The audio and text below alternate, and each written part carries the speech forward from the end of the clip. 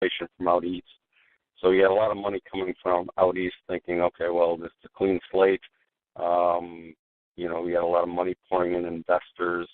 You had a pretty large workforce of people looking for work.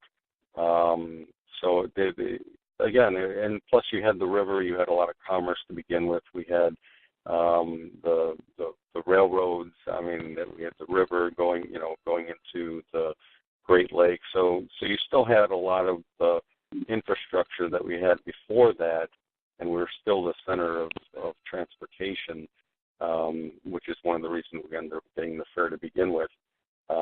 So you had a lot of investments, a lot of investors looking to pour their money into Chicago because they saw that it could be something great. Yeah, the timing was perfect too. I mean, it was young new architects flocked to Chicago. We had shortly thereafter Louis Sullivan, Daniel Burnham, and all these other architects came, and then they developed the first skyscrapers, and Chicago was actually laid out haphazardly when it first started. And if the fire never occurred, we could go downtown today and probably hardly recognize and get lost where the heck we're at.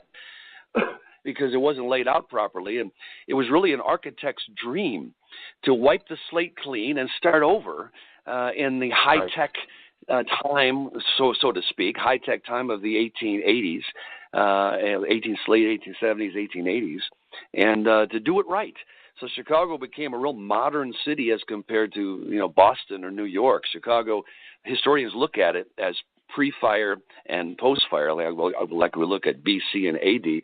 And I will say this, the moment that the courthouse that burned, the bell, they had a big bell that was ringing in the courthouse, like emergency, like we would have sirens. And that bell crashed to the ground with a huge, huge sound people heard for possibly miles around. And historians look to the moment that bell hit the ground about October 9th as the end of Old Chicago and the beginning of the new one. That bell marked the end of Old Chicago. That was October 9th, around 2:30 in the morning, 1871. And we're so close to the anniversary now, and you guys have great timing as far as your book goes. So let's jump back to the book.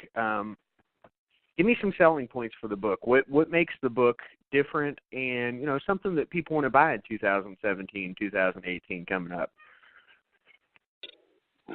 Ray, go ahead. You want to jump on that, John? You have me jump on it? All right. Well, I think the point of the photographs not being published before, which is very cool.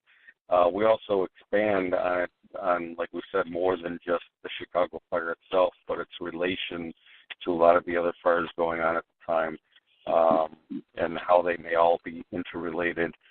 We also have a section on what you can still find in Chicago that will remind you things you can still visit today, survivors of the fire, that people may not even be aware of.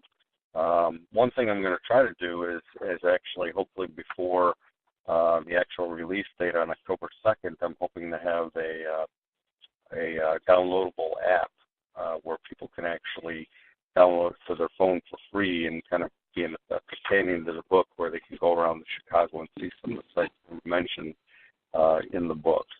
And we do show a lot of photos of the things that have survived and been moved.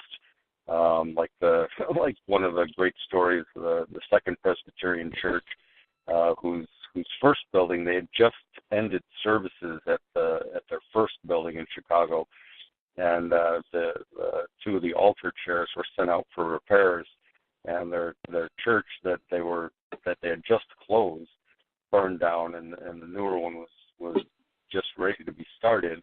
And those chairs actually made it back because they were out for repairs, so they display these chairs that survived the Chicago fire because they weren't in Chicago at the time, and that's a pretty famous church there in Chicago. So a lot of the sites that you can go to that kind of have stories related to the fire, even though it's been so many years after.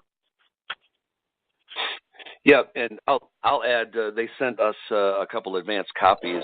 I have one in my hand now, and I decided, doggone it, we did the book, but I'm going to just count. and I counted every single picture we have in there. It's 213 pictures. I don't know if you know that, Ray, but that's a lot of pictures in one book, 213. And the chapter Ray is alluding to is Paraphernalia of Fire, which is the 5th chapter, which I think is really a big plus. Like you said, there's stuff that, like, what can we see today to put our hands on? And we ended the book by a picture that I took. I'll conclude with that about the paraphernalia. My wife and I had an anniversary, and we went on a sailboat in Chicago. And I immediately said to the captain of the sailboat, get us to the water crib. I want to see the water crib. And sure enough, we went behind the water crib, and I took a picture of the city of Chicago with the water crib there. And that is the last picture in the book. And the reason that's in there is because a guy named John Tollin was stationed on the water crib during the fire with his wife. Now, it was a different water crib in 1871, but it was the same spot. They have this water crib 2 miles out where they would draw in fresh water under the lake by a pipe, which goes to waterworks and then to the water tower. And he was stationed on there, and he testified that he spent hours and hours putting out embers and fire that was landing on the roof of and landing on the water crib, and single-handedly saved it. He saved it from burning. And the amazing thing is that darn crib is 2 miles out into Lake Michigan. So we know that it was the fire embers, or whether they were pieces of wood or just fire out of the air, were actually going out 2 miles at least. And so I have a picture of the water crib, today's water crib, when you can see how far out the fire came in Lake Michigan.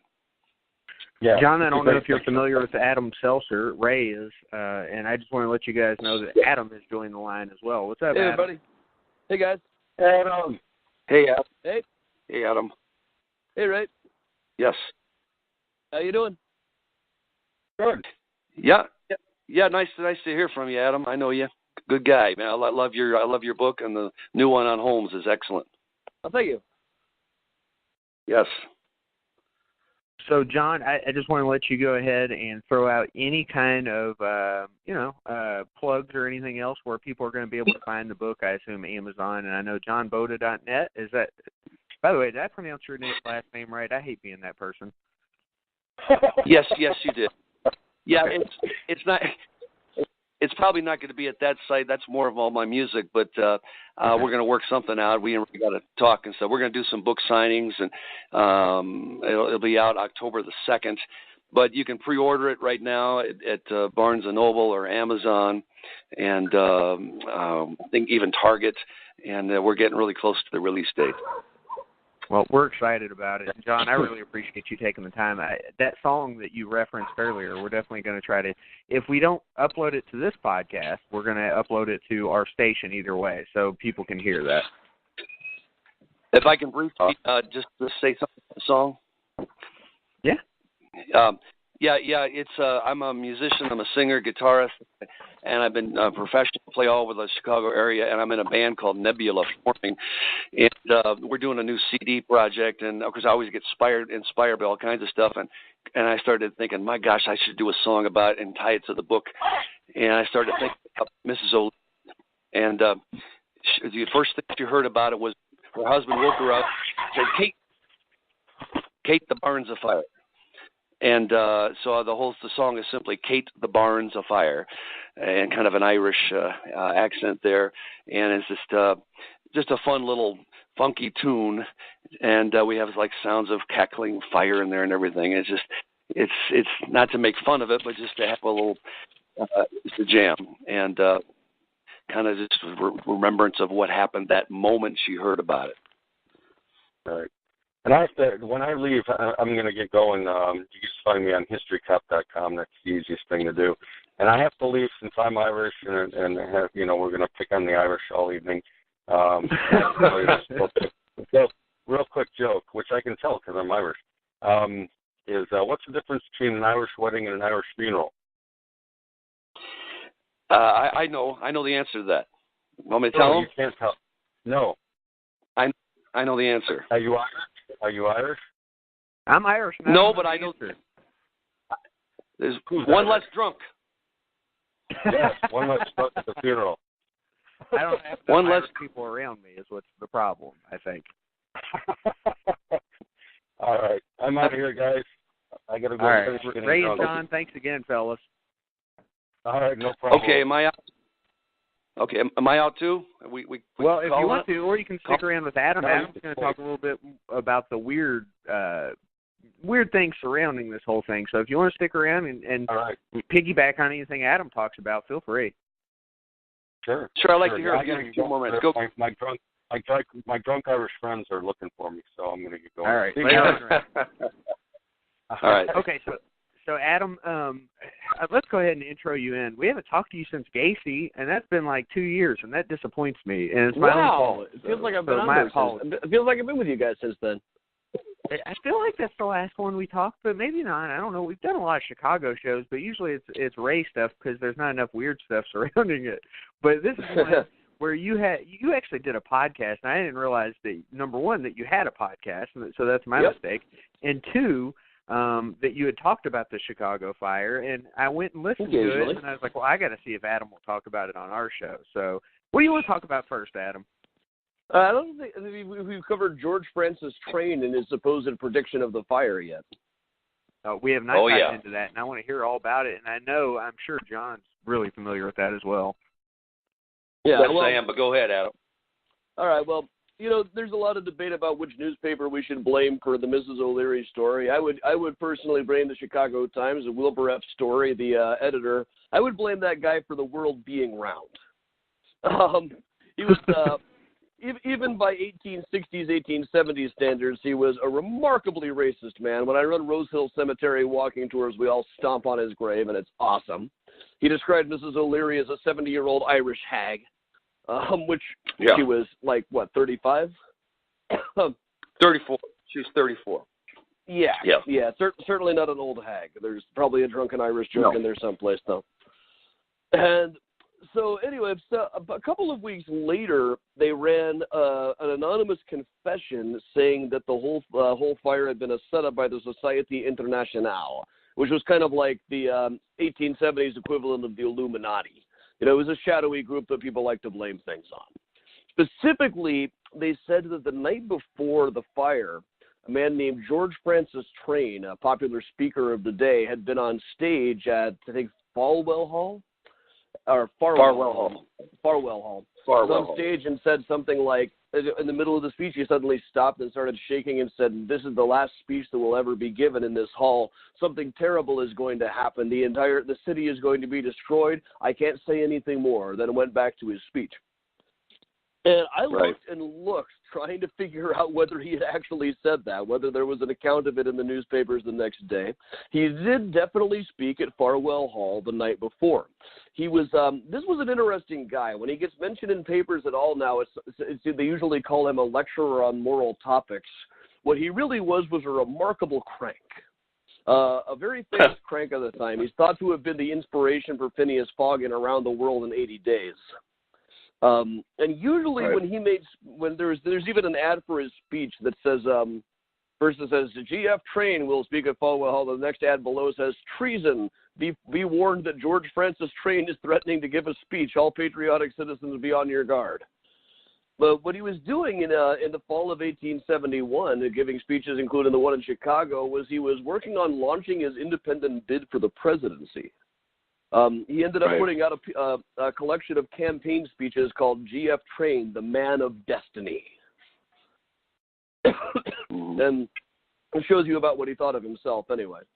And unfortunately, nothing from the newspapers the next day talked much about what he said at Farwell Hall that night, or if they mentioned that, or if that went on, he actually made the prediction. It didn't make the papers. But predicting the destruction of Chicago was definitely a part of his act. He was saying that the polar ice caps were going to melt, the water level was going to rise, and Chicago was going to be destroyed by rising waters. So there started being some debates. Yeah. There started being some debates in Chicago papers weeks later saying, is it true that George Francis Train predicted the whole thing? And the Tribune said, well, the real thing is if he knew that it was going to burn down, where was he with all this water he says is supposed to be turning up? And Train himself, when asked about it, would just going to say, yes, who can explain this strange ability I seem to have to see the future? Yeah, he was kind of right. a nut, but I still can't figure out exactly. I fell in a real rabbit hole reading the guy's speeches and stuff. He was well ahead of his time on some issues, well behind